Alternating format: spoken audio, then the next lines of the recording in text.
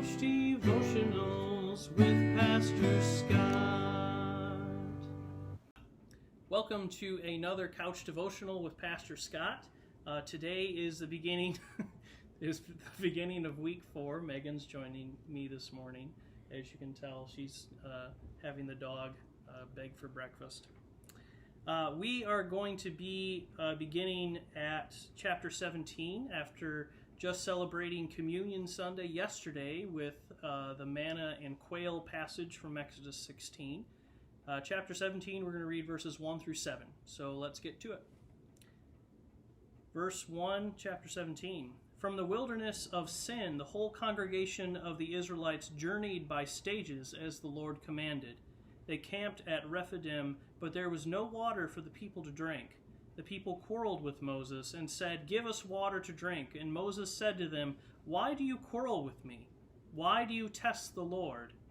But the people thirsted there for water, and the people complained against Moses and said, "Why did you bring us out of Egypt to kill us and our children and livestock with thirst?" So Moses cried out to the Lord, "What shall I do with this people? They are almost ready to stone me." The Lord said to Moses, "Go on ahead of the people, and take some of the elders of Israel with you. Take in your hand the staff with which you struck the Nile and go.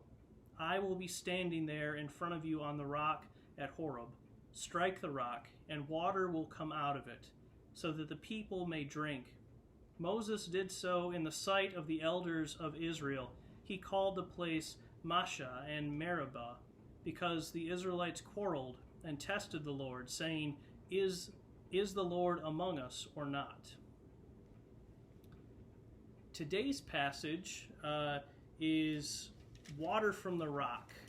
Moses going on ahead. We've already had Israel encounter a lack of water, or if you'll remember back to the springs that they came to, the springs of Marah, that they had bitter water there. And then as they've also journeyed, they've encountered the need for food, so God sent manna and quail into their camp.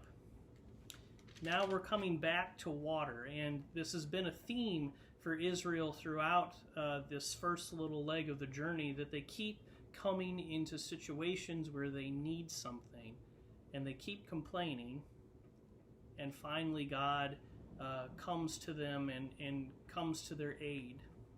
But it's always within that kind of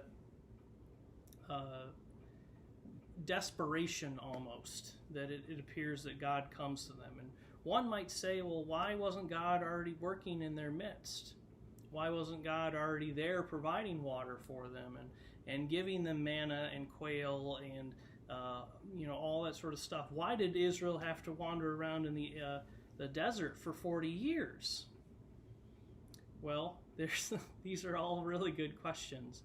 And the only answer that I can kind of think of is that God is working with Israel throughout this entire process, but it's only within opportune moments when people are kind of moving into the places where they need to go that God is really able to work.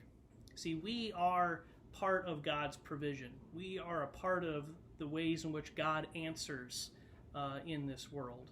When people pray, when we think of a need or a desire or a want, oftentimes it's us that are the answer to that prayer. We are the answer to flood relief. We were the answer in many ways for those that needed flood buckets and needed an extra hand in doing so. We've been the answer for people who needed a helping hand elsewhere, or a meal or something like that. So often God uses us to be that provision, to be that answer to that need. So the question for today is, how has God used you to be an answer in someone's life?